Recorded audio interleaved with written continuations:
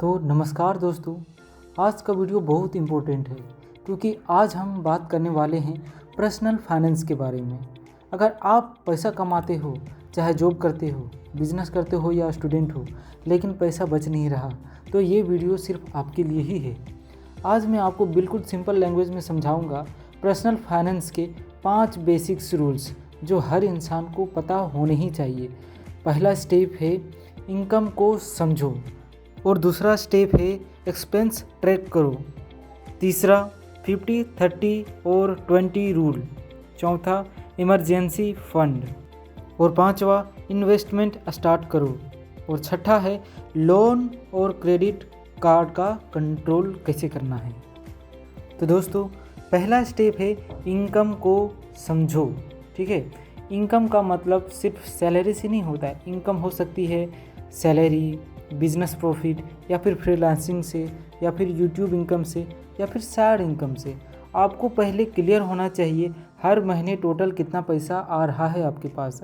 अगर income clear नहीं होती है तो प्लानिंग कभी स्ट्रॉन्ग नहीं हो पाएगी दोस्तों। तो सबसे पहले अपने इनकम को समझना सबसे ज़्यादा ज़रूरी है। चलिए बढ़ते हैं दूसरे स्टेप की ओर। तो हमारा दूसरा रूल है खर्चा लिखो, यानी एक्सपेंस ट्रैक करो। ज़्यादा लोग पैसा इसलिए नहीं बचा पाते क्योंकि उन्हें पता ही नहीं होता पैसा कहाँ जा रहा है। हर महीने ये लिख सकते हैं आप लोग, rent, electricity, food, travel, mobile recharge, या फिर ऑनलाइन शॉपिंग में कितना कितना मेरा खर्चा आ रहा है। ये सबको आप लोग लिख के ट्रैक कर सकते हो। अगर आपने 30 दिन तक खर्चा लिख लिया तो आपको शौक लगेगा कि अननेसेसरी एक्सपेंसेस कितना जा रहा है। तो दोस्तों इस स्टेप को भी आप लोग ज़रूर से ज़रूर अपने लाइफ में ट्राई कीजिएगा। ये आपको बहुत मदद करेगी अपने पैसों को बचाने में। तो दोस्तों अब बात करते हैं हम एक सिंपल रूल की, 50-30 और 20 रूल की। जो उसमें 100% में से में 50% ज़रूरी खर्चा के लिए रखिए, जिसमें आपका हाउस रेंट आ गया, आपका बिजली बिल वगैरह आ गया, और 30% आ गया आपका लाइफस्टाइल के लिए, जिसमें आप मूवी देखते हैं, शॉपिंग करते हैं, आउटिंग करते हैं, या फिर कभी घूमने के लिए जाते हैं, उसके लिए 30% अलग करके रखिए। और 20% सेविंग के लिए रखना है, जिससे मुझे फ्यूचर में कभी काम आए, जैसे म्यूचुअल फंड्स में SIP वगैरह करते हैं उसमें। तो दोस्तों एग्जाम्पल के लिए अगर आप महीने में 20,000 कमाते हो तो 4,000 डायरेक्टली सेविंग में जाना चाहिए। पहले सेविंग करो फिर खर्चा करो, ये सबसे बड़ा रूल है। तो दोस्तों चलिए बढ़ते हैं हम स्टेप 4 की तरफ। तो दोस्तों स्टेप 4 है हमारा इमरजेंसी फंड। दोस्तों लाइफ हमारी अनप्रिडिक्टेबल है, कभी भी जॉब चली जा सकती है, कभी हेल्थ इशू हो जाए, कभी इमरजेंसी आ जाए। इसलिए कम से कम 3 से 6 महीने का एक्सपेंसेस इमरजेंसी फंड में रखना ही चाहिए। ये पैसा आप अलग अकाउंट में रखिए। ठीक है, इसको डेली खर्चा के लिए बिल्कुल ही मत यूज कीजिएगा दोस्तों, क्योंकि अगर इसको डेली खर्चा के लिए आप यूज़ कीजिएगा तो जब आपको लाइफ में कभी इमरजेंसी का ज़रूरत पड़ा, इमरजेंसी में पैसे की ज़रूरत पड़ी, तो आप उसे कभी यूज नहीं कर पाओगे। इसलिए इसे अलग अकाउंट में बना कर रखिए। ठीक है, तो ये था हमारा इमरजेंसी फंड। तो चलिए दोस्तों हम आगे बढ़ते हैं स्टेप 5 की तरफ। स्टेप 5 है हमारा इन्वेस्टमेंट स्टार्ट करो। तो दोस्तों ये सिंपल सेविंग करना काफ़ी नहीं होता है, इन्वेस्टमेंट भी ज़रूरी है। ठीक है, इन्वेस्टमेंट ऑप्शन आपके पास क्या क्या है?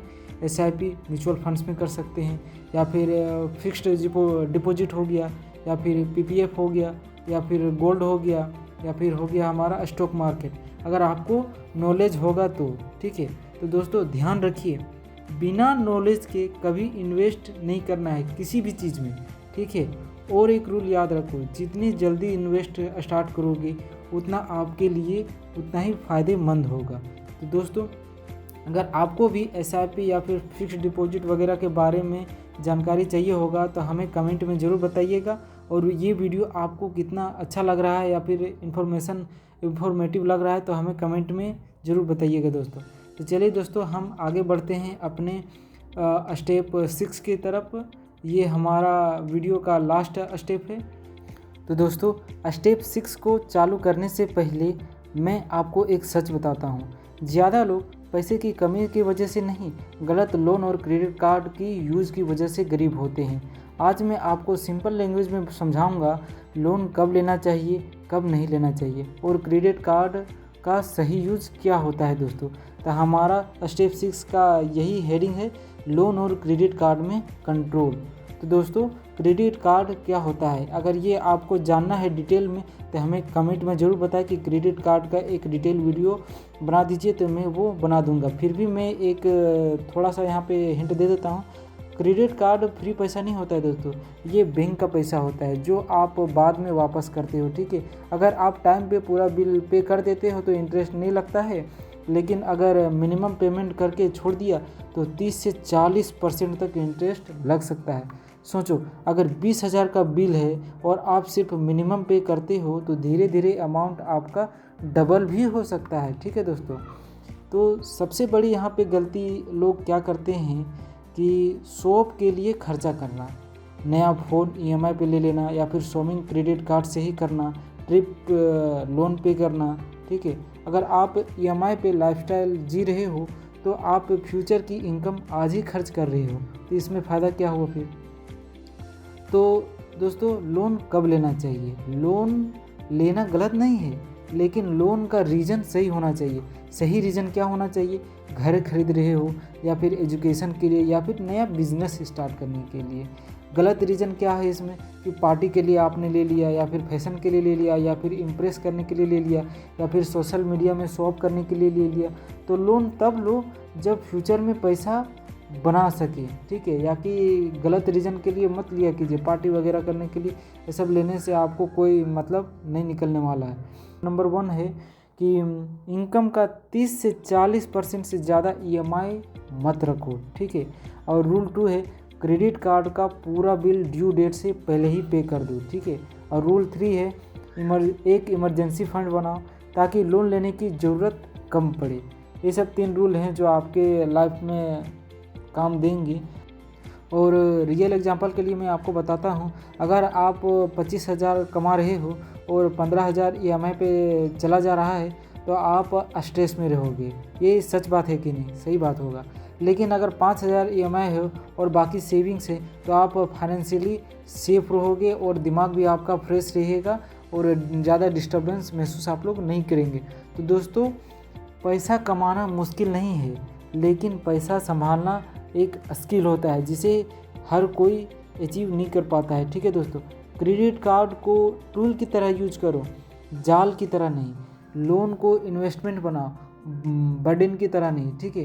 अगर आप इन बातों को फॉलो करते हो तो आप डेब्ट ट्रैप से बच सकते हो, ठीक है। तो दोस्तों अगर ये पार्ट हेल्पफुल लगा हो तो लाइक करो, शेयर करो और कमेंट में लिखो मैं स्मार्ट फाइनेंशियल फॉलो ज़रूर करूँगा। तो दोस्तों मेरी इस वीडियो को लाइक शेयर कमेंट करना बिल्कुल नहीं भूलिएगा और मेरे चैनल में नए हो तो चैनल को सब्सक्राइब करके बिल्कुल जाइएगा दोस्तों। ऐसे ही इन्फॉर्मेटिव वीडियो के लिए लाइक करें। तब तक के लिए जय हिंद दोस्तों।